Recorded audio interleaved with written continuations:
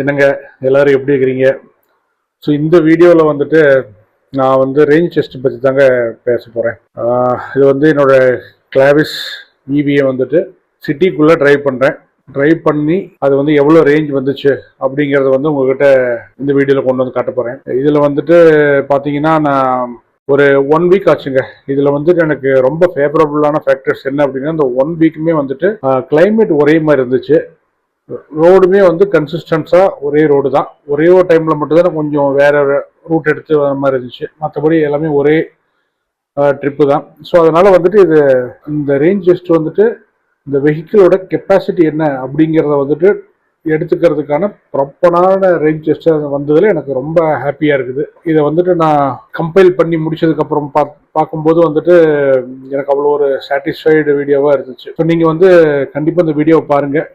Skip பண்ணிட்டு கடைசி போய் பார்க்குறவங்க பாருங்க, தப்பு இல்லை. ஆனால் நடுவில் வந்து நான் எப்படி ட்ரைவ் பண்ணுறது, அதே மாதிரி இந்த அடாஸ் ஃபீச்சர்ஸ் கொஞ்சம் அங்கங்கே எக்ஸ்பிளைன் பண்ணியிருப்பேன். ஸோ அது வந்து நான் உங்களுக்கு செக்மெண்ட்டாக நான் வீடியோவில் வந்துட்டு டேக் பண்ணியிருக்கிறேன். ஸோ நீங்கள் வேணுங்கிறவங்க அதையும் வந்து இன்ட்ரெஸ்டடாக இருக்கிறவங்க அதையும் பார்த்துக்குங்க. ஸோ இதில் கொஞ்சம் கடைசியாக டெக்னிக்கலாக கொஞ்சம் சொல்லியிருக்கிறேன். அந்த டெக்னிக்காலிட்டியை வந்து ஸ்கிப் பண்ணிவிட்டு எனக்கு ரேஞ்ச் மட்டும் வேணுங்கிறவங்க ரேஞ்ச் மட்டும் பார்த்துக்குங்க. வேணா உங்களோட டைமை நான் வேஸ்ட் பண்ணக்கூடாது இல்லையா? அதனால் நான் இந்த அரேஞ்ச்மெண்ட்ஸில் பண்ணிக்கிறேன் இந்த வீடியோவில். ஸோ நம்ம ரொம்ப வெயிட் பண்ண வேண்டாம். Let's get started. நான் உங்கள் சிவா. வாங்க வீடியோக்குள்ளே போகலாம்.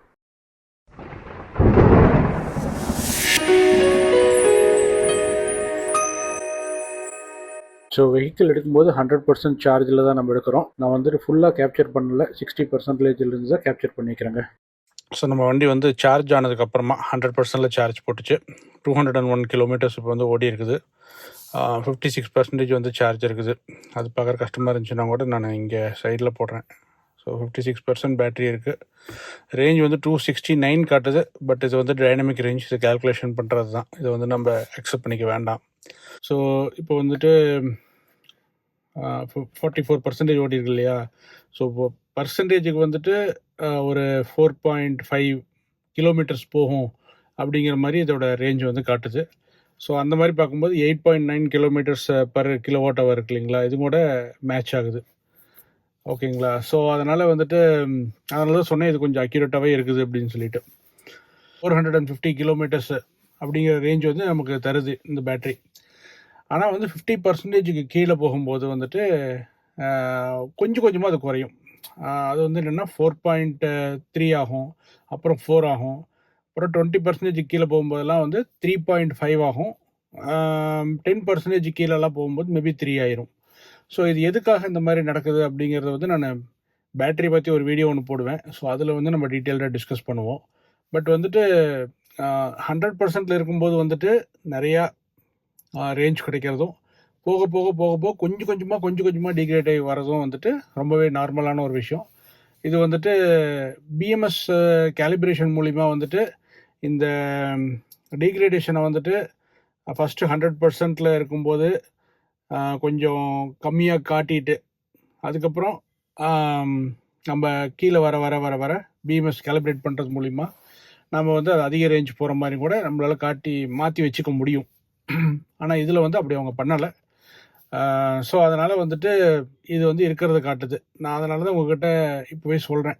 ஏன்னா இப்போ வந்து நான் 44% ஓட்டி இருக்குது, எனக்கு வந்து 450 கிலோமீட்டர் எனக்கு ரேஞ்ச் கிடைக்கும் அப்படின்னு நான் சொன்னேன் அப்படின்னா அது வந்து கரெக்டான ரேஞ்சாக இருக்காது.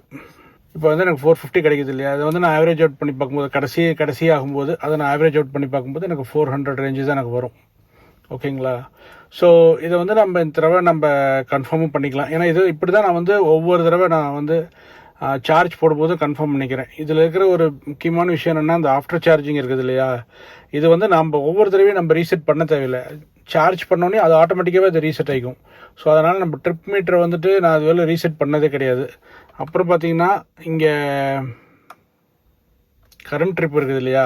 இந்த கரண்ட் ட்ரிப் என்ன அப்படின்னா, நீங்கள் வந்து ஒன்ஸ் வந்துட்டு வண்டியை சுவிட்ச் ஆஃப் பண்ணிவிட்டு டோரை ஓப்பன் பண்ணிட்டீங்க அப்படின்னா அப்போ வந்துட்டு உங்களுக்கு கம்ப்ளீட்டாக எல்லாமே ரீசெட் ஆயிரும். கரண்ட் ட்ரிப் வந்து ரீசெட் ஆயிரும்.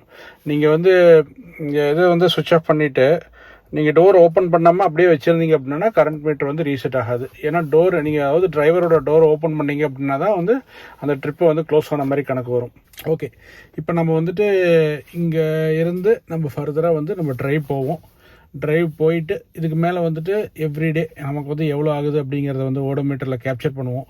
கேப்சர் பண்ணிவிட்டு ஸோ லோக்கலில் வந்து எவ்வளோ வருது அப்படிங்கிறத பற்றி நம்ம பேசுவோங்க.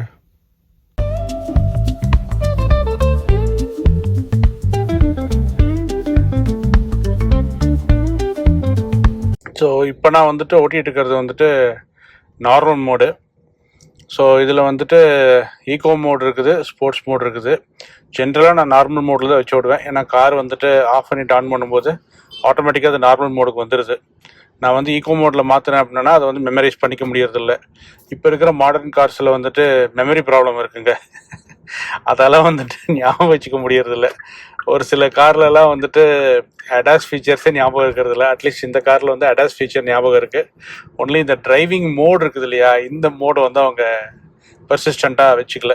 இந்த டிரைவிங் மோடு வந்துட்டு நம்ம ஒவ்வொரு தடவையும் மாற்றுற மாதிரி தான் இருக்கும். ஸோ இப்போ ஜென்ரலாக வந்து அது நார்மல் மோடில் தான் இருக்கும். நான் நார்மல் மோடில் தான் ட்ரைவ் பண்ணிகிட்டு இருக்கிறேன். இப்போ அதில் வந்துட்டு நீங்கள் L0 லெவல் 0 ரீஜனில் வச்சுருந்தீங்க அப்படின்னா உங்களுக்கு வந்து ஆக்சலரேஷன் வந்துட்டு கொஞ்சம் ஈஸியாக இருக்கும். இதே வந்து நீங்கள் லெவல் மாற்ற உங்களுடைய ஆக்சலரேஷன் வந்துட்டு என்னென்னா உங்களுக்கு பெடல் வந்து கொஞ்சம் டைட் ஆயிருங்க. ஆக்சலரேஷன் பெடல் வந்து உங்களுக்கு டைட் ஆயிரும், ஹெவி ஆயிரும். டைட் ஆகுதுன்னா ஹெவி ஆகுதுன்னு அர்த்தம். இப்போ பார்த்தீங்கன்னா எனக்கு வந்துட்டு முதல்ல இருந்த அளவுக்கு இங்கே ஆக்சலரேஷன் எனக்கு வராது. நான் அதே ஃபோர்ஸ் தான் கொடுக்குறேன். பட் வந்து எனக்கு பாருங்கள் 2 கிலோவாட் தான் வருது. எனக்கு ஆக்சலரேஷன் அதிகமாக வரல. இப்போ இதையே நான் 0ல் மாற்றிட்டேன் அப்படின்னா ஃபார் அதே ஃபோர்ஸுக்கு எனக்கு வந்து 9 கிலோவாட்ஸ் வந்துட்டு எனக்கு டிசிபேட் ஆகுது. அதே மாதிரி ஆக்சலரேஷனும் எனக்கு சீக்கிரமாக கிடைக்குது. ஸோ அந்த டிஃப்ரென்ஸ் வந்துட்டு நம்ம பெடல்லையே கொண்டு வந்துட்டாங்க. இதே நீங்கள் ஐபெடலில் போயிட்டீங்கன்னா இது வந்து ஐபெடல் மோடு. ஸோ ஐபெடலில் போயிட்டீங்க அப்படின்னு வச்சிங்களேன், இப்போ வந்துட்டு உங்களுக்கு என்னென்னா ஹையஸ்ட் ஃபார்ம் ஆஃப் ரீஜன் நடக்கும். அதே மாதிரி உங்கள் பெடல்லே நீங்கள் அந்த ஆக்சலேட்டர்லேயே நீங்கள் எல்லாத்தையுமே கண்ட்ரோல் பண்ணிக்கலாம். ஈவன் வந்து காரை வந்து ஸ்டாப்பிங் கூட கொண்டு வந்துடலாம் ஐபெடல் மோடில். ஸோ ஆனால் அதில் வந்து என்னென்னா நீங்கள் ஆக்சலேஷன் வந்து நல்லா ப்ரெஸ் பண்ண வேண்டியிருக்கும். நல்லா ப்ரெஸ் பண்ணால் தான் வந்துட்டு வண்டி கொஞ்சம் நல்லா மூவ் ஆகும்.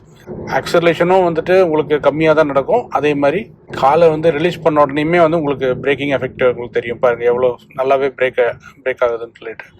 ஸோ அதனால் இது வந்துட்டு சிட்டியில் பம்பர் டு பம்பரில் ஓட்டுறதுக்கு வந்துட்டு ரொம்ப சூப்பரான மோடு. ஜென்ரலாக வந்துட்டு லெவல் 2 ரீஜன் லெவலில் வச்சுட்டு சிட்டியில் ஓட்டினீங்க அப்படின்னா உங்களுக்கு கொஞ்சம் நல்ல ஆவரேஜ் கிடைக்கும்.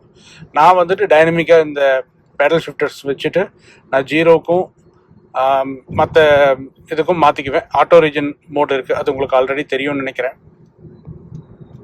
ஸோ ரீஜன் மோடில் உள்ளதான். இதுலேயே வந்து ட்ரைவ் மோடில் வந்து நெக்ஸ்ட்டு பார்த்தீங்கன்னா உங்களுக்கு ஸ்போர்ட்ஸ் மோட் இருக்குது.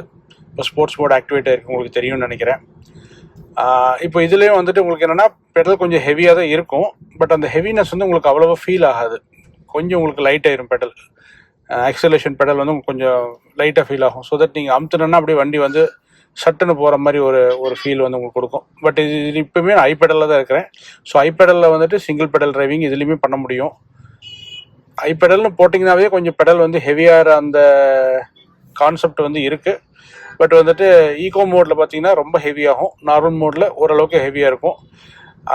ஐபெடல் இது ஸ்போர்ட்ஸ் மோடில் பார்த்தீங்க அப்படின்னா ஓரளவுக்கு கொஞ்சம் கம்மியாக ஹெவியாக இருக்கும், அவ்வளோதான். ஆனால் வந்து you can feel the difference. So இப்போ பாருங்கள், நான் வந்துட்டு ரொம்ப ஈஸியாகவே எஃபோர்ட்லெஸ்ஸாக நல்லா ஆக்சலரேட் பண்ண முடியுது. ஸோ ஆக்சலேஷன் ஜாஸ்தியாகவும் பிரேக்கிங் ஜாஸ்தியாகவும் வேணும் அப்படின்னா ஸ்போர்ட்ஸ் மோடு வச்சு கூட பண்ணலாம். லீனியராக கூட நம்மளால் பண்ண முடியும். ஆனால் என்னென்னா உங்களோட எஃபோர்ட் மட்டும் கொஞ்சம் குறையும். பெடலில் அமுத்துற எஃபோர்ட் மட்டும் கொஞ்சம் குறையும். அப்போது வந்து ஸ்போர்ட்ஸ் மோட் வச்சேன்னா எல்லாத்துக்குமே வந்து டீக்ரேட் ஆகணும் அப்படிங்கிற அவசியம் கிடையாது. ஒரு சிலர் வந்து என்னென்னா கொஞ்சம் பிக்கப் வந்து ஜாஸ்தி வேணும்னு நினைக்கிறவங்க வந்து ஸ்போர்ட்ஸ் மோடில் வச்சே வந்துட்டு சிட்டிக்குள்ளேயும் கூட ட்ரைவ் பண்ணலாம். But i pedal mode with sports mode வச்சு கூட ட்ரைவ் பண்ணலாம். பட் அது அவங்க பழகணும். அது அவங்களுடைய டிரைவிங் ஸ்டைல் எப்படி இருக்குது அப்படிங்கிறத பொறுத்து தான் வந்து அது மாறும். இப்போ எனக்கெல்லாம் பார்த்தீங்க அப்படின்னா வந்துட்டு ஐபெடல் மோடு அதிகமாக நான் ட்ரைவ் பண்ணதில்லை. பட் தெர் ஆர் பீப்புள்ஸ் அவங்க வந்து ஐபெடல் மோட் ட்ரைவ் பண்ணி ரொம்ப சூப்பராக இருந்திருக்கு, எனக்கு வந்து ரேஞ்ச் நிறைய கிடைக்குது அப்படின்னு சொல்கிறாங்க. அதாவது ஐஸ் வெஹிக்கிள்லேருந்து வந்து புதுசாக வந்து இந்த கார் ஓட்டுறவங்க ஐபெடல் மோடில் வந்துட்டு அவங்களுக்கு நிறைய ரேஞ்ச் கிடைக்குது அப்படின்னு சொல்லிக்கிறாங்க. ஸோ நான் வந்துட்டு ஈகோ மோடில் வச்சுக்கல, அதே மாதிரி ஸ்போர்ட்ஸ் மோட்லேயும் வச்சுக்கல. நான் வந்து going back to normal mode. இதுதான் என்னோடய ஜென்ரல் டிரைவிங் இது. நான் வந்துட்டு என்னென்னா டைனமிக்காக வந்து இந்த பேடல் ஷிஃப்டர்ஸ் மூலிமா நான் மாற்றிக்குவேன். எனக்கு என்ன மோட் ஆஃப் ரீஜன் வேணுமோ அதை வந்து நான் டைனமிக்காக மாற்றிக்குவேன். ஸோ இங்கே பார்த்தீங்கன்னா இங்கே ஒரு பார் ஒன்று இருக்கும். ஸோ அது வந்துட்டு என்னென்னா டைனமிக் ரேஞ்ச் கால்குலேட்டர். ஸோ நமக்கு 8.9 இருக்கு இல்லையா, ஸோ நீங்கள் ஆக்சலேட் பண்ணும்போது இப்போ கரண்ட்டாக வந்துட்டு எவ்வளோ ரேஞ்ச் கிடைக்கும் அப்படிங்கிறத வந்துட்டு டினோட் பண்ணுறதுக்காக இது கொடுத்துக்கிறாங்க. இது வந்து என்னோடய டோட்டல் ஓடோ கிலோமீட்டர்ஸ். இது வந்து இப்போ இருக்கிற ஆம்பியன்ட் டெம்பரேச்சர்ஸ். ஸோ இது எல்லாமே எனக்கு ஒரே ஸ்க்ரீனில் கிடைக்கிறது வந்துட்டு எனக்கு ரொம்ப நல்லா இருக்குது. இது வந்துட்டு ஒரு டைப் ஆஃப் லே அவுட்டு. இதில் இன்னொரு டைப் ஆஃப் லே அவுட் இருக்குது. அதில் என்னென்னா நம்ம வந்துட்டு ஆக்சலரேட் பண்ணும்போது நமக்கு வந்து எவ்வளோ எனர்ஜி வந்து ஸ்பெண்ட் ஆகுது அப்படிங்கிறத கூட காட்டுற மாதிரி ஒரு ரீடிங் ஒன்று இருக்குது. பட் அதில் என்ன அப்படின்னா நமக்கு இந்த ஸ்பீடு இருக்கு இல்லையா, அந்த ஸ்பீடுமே வந்துட்டு டிஜிட்டலில் காட்டாது, அது அனலாகில் தான் காட்டும். ஸோ எனக்கு அனலாக் வேறு எனக்கு டிஜிட்டலில் வேணும் அப்படிங்கிறனால நான் இந்த மோடில் மாற்றி வச்சுக்கிட்டேன். எனக்கு டிஜிட்டல் ஸ்பீடோமீட்டர் வேணும் அப்படின்னு சொல்லிட்டு. அப்புறம் இந்த மெனு இருக்கு இல்லையா, இந்த மெனு வந்து கிளிக் பண்ணோன்னா உங்களுக்கு வந்துட்டு இது வந்து மேப் மோடு. சரி, நீங்கள் மேப் வந்து போட்டிருந்தீங்க அப்படின்னா கார்லேயே வந்து மேப் மை இந்தியா இருக்குது. அதுவுமே நல்லா தான் இருக்குது. அப்பப்போ ஓடிஏ அப்டேட் வருது. அந்த மேப்போட அப்டேட்ஸ் வந்து ஓடிஏல வந்துட்டு தான் இருக்குது. ஸோ அதை நம்ம அப்டேட் பண்ணிக்கலாம், நாமளே பண்ணிக்கலாம். சர்வீஸ் சென்டர் கொண்டு போக தேவையில்லை. ஏன்னா இதுலேயே வந்துட்டு சிம் கார்டு இருக்குது கார்லேயே. ஸோ அந்த சிம் கார்டில் இருக்கிற டேட்டா வச்சு அதை அப்டேட் பண்ணிக்குது. ஸோ நம்ம ஏதாச்சும் மேப் போட்டிருந்தோம் அப்படின்னா இது வந்து டைரெக்ஷன் சொல்லும். ஆஃப்டர் இத்தனை மீட்டர்ஸ் வந்துட்டு நீங்கள் லெஃப்ட் எடுக்கணுமா ரைட் எடுக்கணுமாங்கிற இன்ஸ்ட்ரக்ஷன்ஸ் மட்டும் இந்த இடத்துல சொல்லும். ஸோ மேப் இல்லை அப்படிங்கிறதுனால வெறும் நமக்கு காம்பஸ் மட்டும் காட்டுதிங்க. ஸோ அடுத்த மோடு வந்துட்டு டயர் ப்ரெஷர். நமக்கு வந்துட்டு இப்போ கரண்ட்டாக வந்து காரில் எவ்வளோ டயர் ப்ரெஷர் இருக்குது அப்படிங்கிறத சொல்லும். ஸோ இங்கே வந்து நான் முக்கியமாக நோட் பண்ணது என்ன அப்படின்னா, நார்மல் ஏர் வச்சு நம்ம டயர் ப்ரெஷர் போடும்போது இப்போ நம்ம வந்து ஒரு 34 ப்ரெஷர் நம்ம வச்சுருந்தோம் அப்படின்னா ப்ரெஷர் வந்து இன்க்ரீஸ் ஆகுது, ஆட்டோமேட்டிக்காக இப்போ இன்க்ரீஸ் ஆகுது. ஒரு 3 பாயிண்ட்ஸ் பக்கமாக எனக்கு இன்க்ரீஸ் தெரியுது. இதே வந்து நான் நைட்ரஜன் கேஸ் போட்டேன் அப்படின்னா ஒரு 1 or 2 பாயிண்ட்ஸ் எனக்கு டிஃப்ரென்ஸ் தெரியுது. ஸோ எனக்கு ரொம்ப பெரிய டிஃப்ரென்ஸ் தெரியல. பட் ரியலி ஏன்னா இப்போ நான் வந்து ஓட்டுறது சிட்டிக்குள்ளே மெயினாக ஓட்டிகிட்டு இருக்கிறேன். இதே வந்து நம்ம லாங் போகும்போது அதை செக் பண்ணி பார்த்தோன்னா ஒரு 4 பாயிண்ட்ஸ் வந்து எனக்கு எக்ஸ்ட்ராவாக இந்த டயர் ப்ரெஷர் வந்துட்டு எக்ஸ்ட்ரா ஆகுது ரன்னிங்கில். பட் இதே வந்துட்டு நான் நைட்ரஜன் போட்டேன் அப்படின்னா ஒரு 2 பாயிண்ட்ஸ் எனக்கு எக்ஸ்ட்ரா ஆகிற மாதிரி தெரியுது. ஸோ நைட்ரஜன் வந்துட்டு கொஞ்சம் கூலிங், டயரில் வந்து கொஞ்சம் கூலிங் இருக்கிறதுனால அந்த காற்று வந்து உள்ளுக்குள்ளே அவ்வளோ அதிகமாக எக்ஸ்பேண்ட் ஆகிறதில்ல. ஸோ நார்மல் ஏரில் வந்து அந்த எக்ஸ்பேன்ஷன் இருக்குது. அதுவுமே அந்த ஏரோடைய குவாலிட்டியை பொறுத்து தானே. ஸோ அதனால் இதை வந்து நம்ம straight apple to apple comparison பண்ண முடியாது. சும்மா ஜஸ்ட் ஒரு ரெஃபரன்ஸ்க்காக அதை நம்ம சொல்லிக்கலாம். ஸோ இதில் ஏதாச்சும் ப்ராப்ளம் இருந்துச்சு அப்படின்னாலுமே கூட டயர் ப்ரெஷரில் வந்து ப்ராப்ளம் இருக்குது அப்படிங்கிறத வந்து ADAS சிஸ்டம் வந்து இண்டிகேட் பண்ணிடும். இது வந்துட்டு உங்களுக்கு சென்சார் எந்த இடத்துல வந்துட்டு ரெட்டில் காட்டுச்சு அப்படின்னா அந்த இடத்துல யாரோ வந்துட்டு இருக்கிறாங்கன்னு அர்த்தம், க்ளோஸாக வராங்க அப்படின்னு அர்த்தம். ஸோ அந்த மாதிரி இது வந்து ஜஸ்ட் சென்சார் ரிலேட்டட் ஸ்டஃப். இதை வந்து நான் மோஸ்ட்லி யூஸ் பண்ணுறதில்ல. இது வந்து எதுக்காக வச்சுக்கிறாங்க அப்படிங்கிறது வந்துட்டு எனக்கு தெரியல. இன்கேஸ் வந்துட்டு கார் வந்துட்டு ADASல வந்து ஒரு ஃபீச்சர் ஒன்று இருக்குது. என்னென்னா, நீங்கள் ஒரு சிக்னலில் நின்றுட்டுருக்கிறீங்க, உங்கள் முன்னாடி இருக்கிற கார் வந்துட்டு போகுது, நீங்கள் கவனிக்கல அப்படின்னா அப்போ என்ன ஆகும்னா இந்த போர்ஷன் இருக்கு இல்லையா, இந்த போர்ஷனில் வந்து உங்களுக்கு இன்டிமேஷன் வரும். இந்த மாதிரி முன்னாடி இருக்கிற கார் வந்து போகுது அப்படின்னு சொல்லிட்டு ஒரு வார்னிங் நோட்டு, ஒரு சைம் நோட் வந்துட்டு அந்த இடத்துல ஒரு இண்டிகேஷன் வரும். இந்த மாதிரி நீங்கள் ஃப்ரண்ட் வெஹிக்கிள் வந்துட்டு மூவ்மெண்ட்டில் இருக்குது, maybe you may have to move அப்படின்னு சொல்லிட்டு ஒரு இண்டிகேஷன் வரும். இப்போ வந்துட்டு நம்ம ADAS மோடில் பார்த்தீங்க அப்படின்னா இப்போ நான் 46 கிலோமீட்டர் ஸ்பீடில் போயிட்டுருக்கிறேன். ஸோ அதை இப்போ எனேபிள் பண்ணிடுறேன். இப்போ 46 கிலோமீட்டர் ஸ்பீடில் தான் போகும். பட் வந்து இது அடாப்டிவ் க்ரூஸ் கண்ட்ரோல் அப்படிங்கிறதுனால எதிர்த்தாப்பில் இருக்கிற வெஹிக்கிள் இருக்கு இல்லையா, அந்த வெஹிக்கிளை வந்துட்டு ஒரு டிஸ்டன்ஸில் ஃபாலோ பண்ணுறது இல்லை. இதுதான் அந்த டிஸ்டன்ஸு. ஸோ இப்போ அந்த டிஸ்டன்ஸ் வந்து இப்போ எனக்கு என்ன இருக்குன்னா, இப்போ வந்து லாங்கர் டிஸ்டன்ஸில் நான் வச்சுக்கிறேன். ஸோ அதனால் ரொம்ப தூரம் கேப் விட்டு நான் ஃபாலோ பண்ணுவேன் அந்த வெஹிக்கிளை. அந்த வெஹிக்கிளோட ஸ்பீடுக்கு தகுந்த மாதிரி என்னோடய வெஹிக்கிளோட ஸ்பீடு வந்துட்டு மாறிக்கும். இது இப்போ வந்து நான் எவ்வளோ வச்சுக்கிறேன், 46 கிலோமீட்டர்ஸ் நான் வந்து செட் பண்ணி வச்சுக்கிறேன். பட் முன்னாடி இருக்கிற பைக்கு வந்து மெதுவாக போகிறதுனால நானும் வந்து இப்போ மெதுவாக தாங்க போயிட்டுருக்கிறேன். இப்போ இதே வந்துட்டு குறைக்க பார்த்தீங்க அப்படின்னா நான் வந்து ஃபாலோ பண்ணுற டிஸ்டன்ஸ் வந்து எனக்கு குறையும். 36 வந்துருச்சு. இப்போ அவங்க போயிட்டாங்க இல்லையா, இப்போ வந்து பாருங்கள் வாட்ச் ஃபார் சரௌண்டிங் வெஹிக்கிள்ஸ்னு சொல்லிட்டு ஒரு இது வருது இல்லையா, அது வந்து என்னென்னா போயிடுச்சு. ஸோ அதனால் வந்துட்டு இப்போது நான் வந்துட்டு அன்றைக்கி அகெயின் 46 கிலோமீட்டர் ஸ்பீடில் வந்துட்டு நல்லா க்ரூஸ் பண்ண முடியும். இது வந்துட்டு சிட்டிக்குள்ளேயே எனக்கு இந்த க்ரூசிங் மோட் வந்துட்டு ஒர்க் ஆகுது. இப்போ இதை நான் ஆன் பண்ணிட்டேன் அப்படின்னா எனக்கு வந்து லேன் அசிஸ்ட் ஆரம்பிச்சிடும். லேன் மார்க்கிங் இருந்துச்சு அப்படின்னா ஆட்டோமேட்டிக்காக வந்து ஸ்டேரிங்கு திரும்பி அந்த லேனுக்குள்ளேயே போகிற மாதிரியான ஒரு இது. பட் இது வந்துட்டு ஹைவேஸில் நல்லா ஒர்க் ஆகும். இது வந்து அடாப்டிவ் க்ரூஸ் அப்படிங்கிறதுனால நீங்கள் வந்துட்டு 10 கிலோமீட்டர்ஸ்க்கு மேலே நீங்கள் எந்த ஸ்பீடில் போயிட்டு இருந்தாலுமே கூட உங்களால் வந்து க்ரூஸ் ஆக்டிவேட் பண்ணிக்க முடியும். இப்போ பாருங்க 21 தான் போகிறேன், பட் க்ரூஸ் ஆக்டிவேட் ஆயிடுச்சு. அதே மாதிரி நான் இன்னமும் ஸ்லோ வந்து ரெடியூஸ் பண்ணிக்கிறேன்.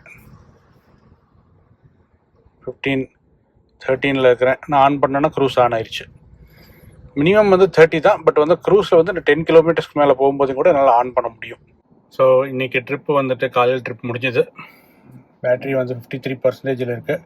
217 கிலோமீட்டர்ஸ் ஓடி இருக்குது. இப்போ வரலாம் நமக்கு 9.0 எஃபிஷியன்சி காட்டியிருக்குது. இதை கேல்குலேட் பண்ணி பார்த்தோம் அப்படின்னா கிட்டத்தட்ட 460 ரேஞ்ச் காட்டுது இப்போது. கரெக்டுங்களா? ஸோ பார்ப்போம் மத்தியானத்துக்கு மேலே எப்படி இருக்குன்னு பார்ப்போம். ஸோ இப்போ வரலுமே வந்துட்டு 100% நம்ம வண்டி எடுத்தோம். இப்போ வந்து 46% இருக்குது அப்படின்னா நமக்கு வந்து 54% வந்துட்டு எம்டி ஆகிருக்கு. ஃபார் 54% வந்துட்டு 247.7 கிலோமீட்டர்ஸ் ஓடி இருக்கு. அதை வந்து ஆவரேஜ் அவுட் பண்ணி பார்த்தோன்னா 4.5 கிலோமீட்டர் பர் பர்சன்டேஜ் வருது. ஸோ அப்படி பார்க்கும்போது 450 ரேஞ்ச் வந்து இன்னமும் நமக்கு கிடச்சிட்டு தான் இருக்குது. So I'll keep updating. So இப்போ நெக்ஸ்ட் டே வந்துட்டு 28 டிகிரி ஆம்பியன்ஸ் டெம்பரேச்சர் இருக்குது. 42% ஓடி இருக்கு. 263.3 கிலோமீட்டர்ஸ். இப்போவுமே ரேஞ்ச் வந்து 450 இருக்குது, மாறல. ஸோ நம்ம 39% எடுக்கிறோம் கரண்ட் ட்ரிப்பு. இது வரல போனது 278 கிலோமீட்டர்ஸ் வந்து கவர் ஆகிருக்கு. ஏசி ஆன் பண்ணிக்கிறேன். Okay, let's start the trip. இப்போவுமே ரேஞ்ச் வந்து 450 இருக்குது, மாறல.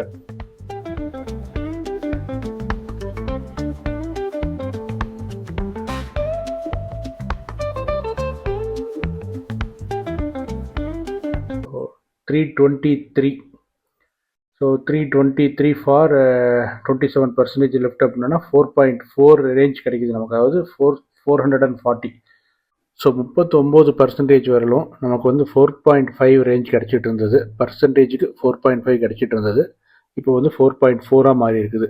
ஸோ இந்த இடத்துல தான் வந்து நமக்கு டிகிரேடேஷன் ரியலாகவே நமக்கு தெரிய ஆரம்பிக்குது. கரெக்டுங்களா? ஸோ இங்கே ஒரு இன்ட்ரெஸ்டிங்கான ஃபேக்ட் நான் சொல்ல போகிறேன் பாருங்கள். இன்றைக்கி காலையில் நான் வந்து வண்டி எடுக்கும்போது எனக்கு 23% தான் இருக்குது. ஓகேவா? ஆனால் நேற்று வந்து வண்டி நான் பார்க் பண்ணும்போது எனக்கு 27% இருந்துச்சு பேட்டரியோட பர்சன்டேஜ். ஆனால் இப்போ பார்த்தா 23 தான் இருக்குது. என்ன ரீசன் அப்படின்னு பார்த்தோன்னா அது 4% வந்துட்டு டிஃப்ரென்ஸ். அந்த 4% பபுள் வந்து உடஞ்சிருக்குது. அது ஆக்சுவலி என்ன நடந்துச்சுன்னா ஆக்சுவலி வந்து என்னன்னா 27%ல் 323 கிலோமீட்டர்ஸ் ஓடி இருந்தது இல்லைங்களா? அப்போ வந்து நமக்கு 442 கிலோமீட்டர்ஸ் ரேஞ்ச் கிடச்சிது. ஆனால் அவ்வளோ ரேஞ்ச் நமக்கு வந்து இந்த வெஹிக்கிள் வந்து கொடுக்காது. அப்போது அந்த 4% என்ன பண்ணியிருக்கணும் அப்படின்னா 100லேருந்து 27% வரதுக்குள்ள அங்கங்கே கொஞ்சம் கொஞ்சமாக அட்ஜஸ்ட் பண்ணி இருந்திருக்க வேண்டியது. பட் வந்து அது அட்ஜஸ்ட் ஆகலை. அதனால இது என்ன ஆயிடுச்சு அப்படின்னா because of BMS calibration. So ஒரு நைட்டில் வந்து அந்த அட்ஜஸ்ட்மெண்ட் நடந்திருக்குது. இது ஒரு நைட்டில் நடக்கலாம், இல்லைன்னா ஒரு ட்ரிப்பில் நடக்கலாம். ஸோ இது எப்போ வேணால் நடக்கலாம். ஸோ இந்த மாதிரி ஒரு சின்ன அட்ஜஸ்ட்மெண்ட் வந்து அந்த இடத்துல நடந்திருக்குது. ஸோ அது நடந்ததுனால இப்போ எனக்கு வந்து காலையில் 23% எனக்கு காட்டுது. ஓகேங்களா? இது வந்துட்டு நார்மல். இது வந்துட்டு ப்ராப்ளம் கிடையாது. இது வந்து நார்மல் தான். ஏன்னா 442 ரேஞ்ச் வந்து இட் இஸ் ஓவர் ரேஞ்ச். அது வந்துட்டு கண்டிப்பாக அச்சீவபிள் கிடையாது. கரெக்டுங்களா? ஸோ அச்சீவபிள் ரேஞ்சுக்கு அதை அட்ஜஸ்ட் பண்ணியிருக்குது. பிஎம்எஸ் வந்து கேலிபிரேட் ஆகிருக்கு. So this is fine. நம்ம ஃபர்தராக இன்னும் கூட போயிட்டு ஒரு ட்ரிப் நம்ம போயிட்டு வந்துட்டு அதுக்கப்புறமா நம்ம சார்ஜ் போட்டுக்கலாம். நம்ம 20%க்கு கீழே போகும்போது சார்ஜ் போடுவோம். யூஸ்வலாக 23 இருந்துச்சுன்னா அப்படியே போட்டுருக்கணும். பட் நேற்று நைட்டு 27 காமிச்சதுனால என்னால் அன்றைக்கி நைட்டு வந்து நான் போடல. சரி ஒரு ட்ரிப்பு போயிட்டு வந்துட்டு அப்புறம் போட்டுக்கலாம் அப்படின்னு சொல்லி விட்டுட்டேன். ஸோ இங்கே தான் வந்து பஃபர் வந்து நமக்கு ஹெல்ப் பண்ணுது. பார்த்தீங்களா? அந்த 20% நம்ம சார்ஜ் போடுறோம் அப்படின்னா எதுக்காக 20%ல் சார்ஜ் போட்டுக்கணும் அப்படின்னு சொல்லி சொன்னால் இதுக்கு தான். இந்த மாதிரி ஏதாச்சும் ஒரு அன்எக்ஸ்பெக்டட் திங் வந்து இந்த மாதிரி பபுள் உடையிறது இந்த மாதிரி ஏதாச்சும் நடக்கும்போது நமக்கு வந்துட்டு we don't get into range panic. அதுதான் அதோட ரீசன். ஓகேங்களா. ஸோ நம்ம இன்னைக்கு கிளம்புவோம். இன்னைக்கு ட்ரிப்பு போயிட்டு வந்து எவ்வளோ ஆகுதுன்னு பார்த்துக்கலாம். ஸோ நமக்கு வந்து 353.9 கிலோமீட்டர்ஸ், அதாவது 354 வச்சுக்கோங்க. 354 கிலோமீட்டர்ஸ் ஓட்டி இருக்குது. அதில் வந்து 16% பேட்டரி வந்து இப்போ ரிமைனிங் இருக்குது. ஓகேங்களா. ஸோ இதை கேல்குலேட் பண்ணி பார்த்தோன்னா நமக்கு எவ்வளோ ரேஞ்ச் வருதுன்னா 421 பக்கம் நமக்கு ரேஞ்ச் வருது. ஓகேங்களா. ஸோ இப்போ இதை வந்து நான் அப்படியே நிறுத்தி சார்ஜ் போட்டுக்க போகிறேன். ஓகேங்களா. அப்போ ரியல் வேர்ல்டு ரேஞ்ச் அப்படின்னு சொல்லி பார்க்கும்போது உங்களுக்கு எவ்வளோ வரும்னா ஒரு 400லேருந்து 420க்குள்ளே, ஓகேவா, இதுக்குள்ளே தான் நமக்கு ரேஞ்ச் வருது, ரியல் வேர்ல்டு ரேஞ்ச். அதாவது இப்போ என்னுடைய ஸ்டைல் ஆஃப் டிரைவிங்க்கு சிட்டி டிரைவுக்குள்ளே இதுதான் வந்து ரேஞ்ச் கிடைக்குது. ஸோ நான் வந்து இந்த த்ரூ அவுட் த வீடியோவில் வந்துட்டு எவ்வளோ ஆம்பியன்ட் டெம்பரேச்சரில் நான் ட்ரைவ் பண்ணியிருக்கிறேன் அந்த டீட்டெயில்ஸ் எல்லாமே வந்து உங்களுக்கு ஸ்க்ரீன்ஷாட்டாக போட்டிருக்கிறேன். அப்புறம் வந்துட்டு ட்ரைவ் பண்ணும்போது நிறைய டிப்ஸு இது எல்லாத்தையுமே உங்களுக்கு த்ரூ அவுட் த வீடியோவில் போட்டிருக்கிறேன். ஸோ நீங்கள் கடைசியில் எல்லாத்தையும் ஸ்கிப் பண்ணிட்டு நீங்கள் வந்து கூட பார்த்துருந்துருக்கலாம். பட் வந்து நீங்கள் பின்னாடி போய் எப்படி ட்ரைவ் பண்ணேன் அப்படிங்கிற அந்த டிரைவிங் ஸ்டைலையும் பாருங்கள். ஏன்னா அந்த டிரைவிங் ஸ்டைலுக்கு தான் வந்து உங்களுக்கு 420 வந்து ரேஞ்ச் கிடைக்குது. ஆனால் 420 நான் டிக்ளேர் பண்ண முடியாது. இது சம்வேர் பிட்வீன் 400லேருந்து 420க்குள்ளே எனக்கு கிடைச்சிருக்குது. லாங் டிரைவ் போகிறது வந்துட்டு நான் தனியாகவே உங்களுக்கு ஒரு வீடியோவை எடுத்து போடுறேன். இந்த ரேஞ்ச் வந்துட்டு நம்ம ஒன்லி ஃபார் சிட்டி டிரைவ்னு கன்சிடர் பண்ணிக்கலாம். 400 ரேஞ்ச் வந்து சிட்டிக்கு மட்டும் அப்படின்னு கன்சிடர் பண்ணிக்கலாம். இப்போ நான் இன்னொரு இன்ட்ரெஸ்டிங் ஃபேக்ட் உங்களுக்கு சொல்கிறேன். இதோட முடிஞ்சிது வீடியோ, ஆக்சுவலி இதோட முடிஞ்சிருச்சு. இதுக்கு மேலே நான் சொல்கிறது எல்லாமே வந்துட்டு கம்ப்ளீட்டாக டெக்னிக்கல் டேர்ம்ஸு. ஸோ யார் வந்துட்டு அதை பார்க்கணுன்னு விருப்பப்படுறீங்களோ அதை பாருங்கள். ஜென்ரலாக வந்துட்டு ரேஞ்ச் வரணும் அப்படின்னு சொல்லி நினைக்கிறவங்க இதோட வீடியோவை ஸ்டாப் பண்ணிக்கிங்க. ஸோ இப்போ வந்து நான் என்னென்னா ஒரு சார்ட் ஒன்று இருக்குது, அந்த சார்ட் மட்டும் உங்ககிட்ட காமிச்சிடுறேன். ஸோ இந்த கிராஃப் பார்த்தீங்க அப்படின்னா நான் வந்துட்டு 100%லேருந்து பேட்டரியை நான் கால்குலேட் பண்ணல, 60% இருந்து பண்ணிக்கிறேன். ஸோ இந்த டேட்டாவை விட்டுருங்க. அதே மாதிரி 392ங்கிறது வந்துட்டு இனிஷியலாக நமக்கு நான் ஸ்க்ரீன்ஷாட் எடுக்கும்போது எனக்கு வந்த ரேஞ்சு. பட் இந்த ரேஞ்சு வந்துட்டு கடைசியில் ஆல்மோஸ்ட் மேட்ச் ஆகுது. பட் ஆனால் எனக்கு வந்து வண்டி ஸ்டார்ட் பண்ணும்போது எனக்கு இந்த ரேஞ்சில் இல்லை. எனக்கு வந்து அரௌண்டு 490 500 இருந்துச்சு எனக்கு ரேஞ்சு. ஸோ அதனால் அந்த ரேஞ்சை வச்சு நம்ம கால்குலேட் பண்ண முடியாது. அதை சொன்னேன் இல்லையா உங்ககிட்ட. இந்த ரேஞ்ச் வந்து நமக்கு ஓடோமீட்டரில் காட்டும்போது எனக்கு வந்துட்டு அப்போ ஆல்மோஸ்ட் அரௌண்ட் 1 கிலோமீட்டர் எனக்கு வந்து வெஹிக்கிள் ஓடி இருந்துச்சு. ஸோ அப்போ வந்து எனக்கு 4 கிலோமீட்டர்ஸ் பர் கிலோவாட் ஹவர் அப்படின்னு சொல்லிட்டு கிடைச்சிது. நீங்கள் வீடியோவோட பிகினிங்கில் போனீங்கன்னா உங்களுக்கு அந்த இது தெரியும். ஓகேங்களா. ஸோ அதனால் இதை விட்டுறலாம். ஓகேவா. இந்த ஃபஸ்ட்டு இது டேட்டா மட்டும் விட்டுறலாம், ஏன்னா இது வந்து பர்ஃபெக்டான டேட்டா கிடையாது. ஸோ செகண்ட்லேருந்து எடுத்துக்கலாம். நம்ம 186 கிலோமீட்டர் ஓட்டினப்ப நமக்கு 60% ரிமைனிங் இருந்துச்சு, விச் இஸ் லைக் 40% கன்சியூம் ஆயிருந்துச்சு. அப்போ வந்து நமக்கு ரேஞ்ச் வந்து கால்குலேட் பண்ணி பார்க்கும்போது நமக்கு எவ்வளோ வந்துச்சுன்னா 466 வந்துச்சு. ஆனால் வந்து ஓபிடியில் வந்து என்ன சொல்லிச்சு, நமக்கு வந்துட்டு இன்னும் ஃபர்தராக இன்னும் எவ்வளோ ரேஞ்ச் பாக்கி இருக்குது அப்படின்னு சொல்லிச்சுன்னா 236 பாக்கி இருக்குது அப்படின்னு சொல்லிச்சு. ஓகேங்களா. நம்ம 186 கிலோமீட்டர் ஓட்டிட்டோம், 236 பாக்கி இருக்குது அப்படின்னா நமக்கு வந்து 422 ஒரு ப்ரொஜெக்டட் ரேஞ்சாக வந்து நம்ம கன்சிடர் பண்ணிக்கலாம். ஓகேங்களா. இது வந்து ப்ரொஜெக்டட் ரேஞ்ச். ஸோ இந்த ப்ரொஜெக்டட் ரேஞ்ச் ஆஃப்டர் 60% வந்து ஓரளவுக்கு மேட்ச் ஆகுது. ஏன்னா கடைசியாக நமக்கு வந்த ரேஞ்ச் பார்த்தீங்கன்னா 420, இங்கே வந்து 422ல் வந்துருக்குது. ஸோ அது வந்து ஓரளவுக்கு மேட்ச் ஆகுது. அதனால தான் இந்த 60% டேட்டாவை நான் உங்கள்கிட்ட எடுத்து போட்டுக்கிறேன். இது வந்து 100% வந்ததுனால 60%. ஓகேங்களா. இதே வந்து ஃபர்தராக பார்த்தீங்க அப்படின்னா 53%லாம் உங்களுக்கு 438 வந்துச்சு, அப்புறம் 427 வந்துச்சு, அப்புறம் 409, 410, 408 அப்படின்னு சொல்லிட்டு அந்த ரேஞ்ச் வந்து அந்த ஓடோமீட்டரில் இருக்கிற ரேஞ்ச் வந்து மாறிக்கிட்டே இருந்துச்சு. ஓகேவா. ஆனால் ரியல் வேர்ல்டில் பார்த்தீங்க அப்படின்னா 461, அப்புறம் 458, 456, 442 அப்படின்னு சொல்லிட்டு உங்களுக்கு இங்கே வந்து கொஞ்சம் கொஞ்சமாக உங்களுக்கு குறைஞ்சிட்டே வந்திருக்குது.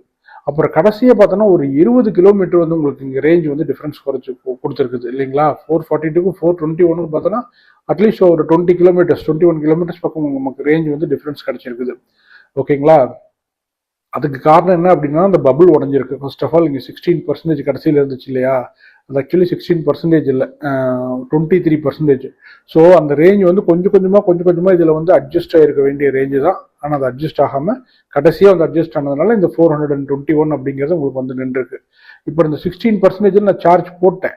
இப்போ நான் போடாமல் இதையே நான் வந்துட்டு ஃபர்தராக ஓட்டியிருந்தேன் அப்படின்னா 0 வரை நான் கொண்டு போயிருந்தேன் அப்படின்னா which is not advisable at all. அது பண்ணக்கூடாது.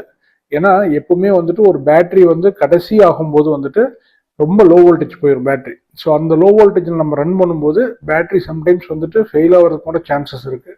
ஸோ அதனால வந்து அதை வந்து எப்பவுமே அட்வைஸ் பண்ண மாட்டாங்க. அதனால கியாவில் வந்து வேற ஒன்று பண்ணிக்கிறாங்க. அது என்ன பண்ணிக்கிறாங்க அப்படிங்கிறத வந்துட்டு உங்களுக்கு நான் வந்து பேட்டரி பற்றி எக்ஸ்பிளைன் பண்ணுவேன். அந்த வீடியோலாம் உங்களுக்கு சொல்கிறேன். ஏன்னா அதில் சொன்னால் தான் உங்களுக்கு கிளியராக இருக்கும். இதில் நான் சொன்னேன் அப்படின்னா இந்த வீடியோ வந்து லென்த்தாக போய்கிட்டே இருக்கும். ஓகேங்களா? ஸோ அப்போ அதனால எனக்கு வந்து 421 ரேஞ்ச் அப்படிங்கிறத நான் வந்து சேஃபாக 400ல இருந்து 410ல இருந்து 420க்குள்ள நான் அசியூம் பண்ணிக்கலாம். ஏன்னா 10% கீழே போயிடுச்சு அப்படின்னா பேட்டரி எனக்கு வந்து 350 ரேஞ்ச் தான் எனக்கு கிடைக்கும். ஒரு பர்சன்டேஜுக்கு எனக்கு 3.5 தான் கிடைக்கும். 5% கீழே போயிடுச்சு அப்படின்னா எனக்கு 3% தான் கிடைக்கும். ஒரு பர்சன்டேஜுக்கு எனக்கு 3 கிலோமீட்டர்ஸ் தான் வெஹிக்கிள் போகும். ஓகேங்களா? ஸோ அதெல்லாம் கன்சிடர் பண்ணி பார்க்கும்போது நான் அசியூம் பண்ணுறது என்னன்னா ரேஞ்ச் வந்து ஒரு 400ல இருந்து 420க்குள்ள எனக்கு ரேஞ்ச் கிடைக்குது. சிட்டி டிரைவில் என்னோட டிரைவிங் ஸ்டைலுக்கு இதுதான் ரேஞ்ச் கிடைக்குது. இப்போ இதே வந்து நீங்கள் சார்ட்டில் பார்த்தீங்க அப்படின்னா 60% பார்த்தீங்க அப்படின்னா அரௌண்ட் 466 நமக்கு ரேஞ்ச் கிடைச்சது இல்லையா? அது பாருங்க எப்படி வந்துட்டு கடைசியில் 39%ல இருந்து 27%ல வந்துட்டு ஒரு ஸ்ட்ரீப்பாக அந்த இடத்துல வந்துட்டு கர்வ் விழுகுது.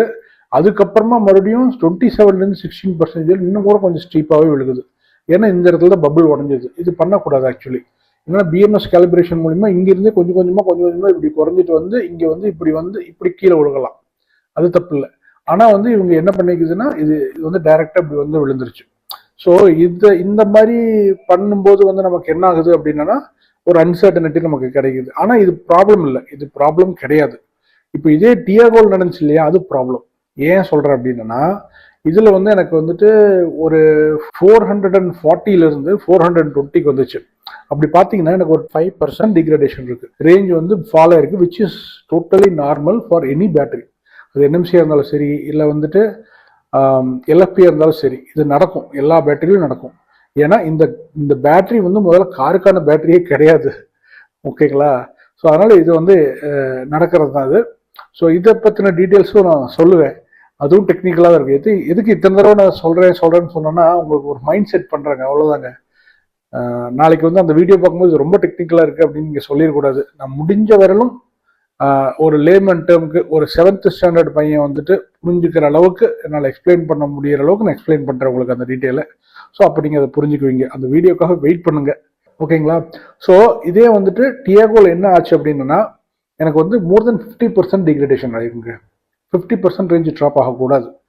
யூஸ்வலாக வந்துட்டு எல்எஃப்பி பேட்டரியை பொறுத்தவரை, கெமிஸ்ட்ரியை பொறுத்தவரையிலும் அந்த மாதிரி தான் நடக்கும். 50% ஆறு கூட சான்சஸ் இருக்கு.